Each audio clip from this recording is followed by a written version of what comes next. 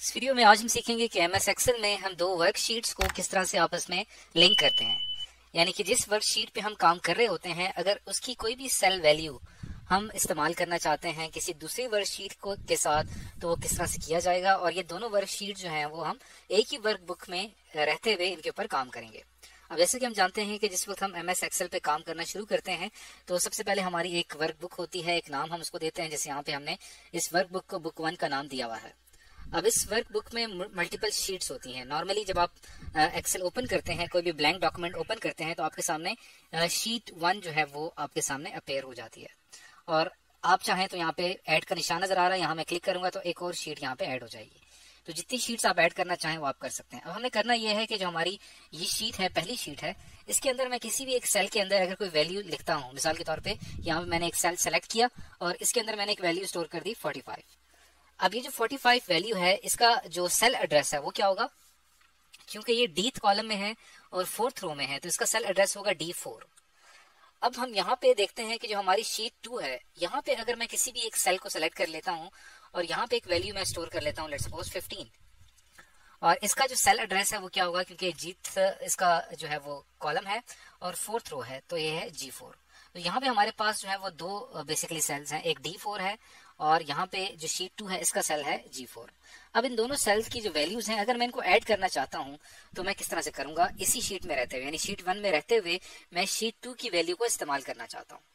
तो उसके लिए आपने क्या करना है कि यहाँ पे आपने फार्मूला इस्तेमाल करना है, इक्वल का साइन ऐड करेंगे और उसके बाद आपने क्या करना है कि जो शीट 1 का जो सेल एड्रेस है यानी कि D4, जिस वैल्यू को हमने ऐड करना है वो हम यहाँ पे लिखेंगे D4 आपने यहाँ पे ऐड किया। उसके बाद आप इसको प्लस करना चाहते हैं।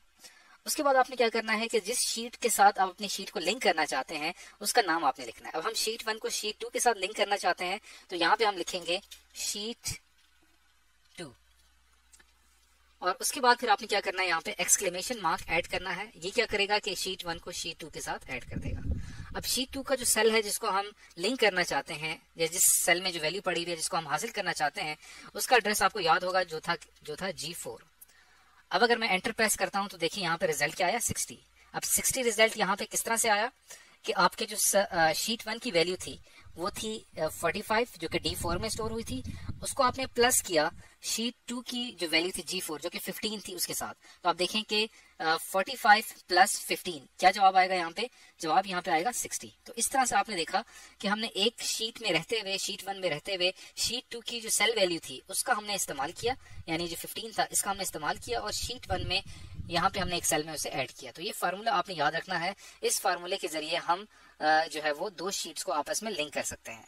इसी तरह ये फार्मूला जो है वो शीट 2 के ऊपर भी आप अप्लाई कर सकते हैं। ऐसे अगर आप शीट 2 पे काम कर रहे हैं और आपको शीट 1 की सेल वैल्यू चाहिए, तो हम यहाँ पे इसी तरह सेम इक्वल का निशान ऐड करेंगे और यहाँ पे आप देखेंगे हमने यहाँ पे सेल सेलेक्ट कर लिया G4। इसके साथ मैं प्लस करना चाहता हूँ शीट 1 की वैल्यू को, और शीट 1 की जो वैल्यू है उसका एड्रेस यहाँ पे ऐड करने से पहले आपने एक मार्क ऐड करना है, एक्सक्लेमेशन मार्क, और उसके बाद फिर आपने क्या करना है, यहाँ पे जो उसका एड्रेस था जो कि था D4 वो हमने यहाँ पे अभी ऐड कर दिया है। जैसे ही आप यहाँ पे एंटर प्रेस करेंगे तो दोनों सेल्स की वैल्यू यहाँ पे भी ऐड हो जाएगी।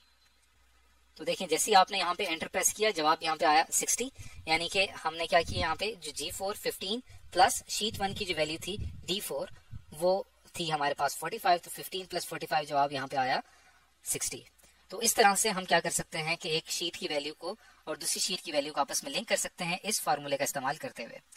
तो आज की इस वीडियो में हमने ये सीखा कि एमएस एक्सेल में हम वर्कशीट्स को आपस में किस तरह से लिंक कर सकते हैं या उनकी सेल वैल्यूज को हम कैसे इस्तेमाल कर सकते हैं।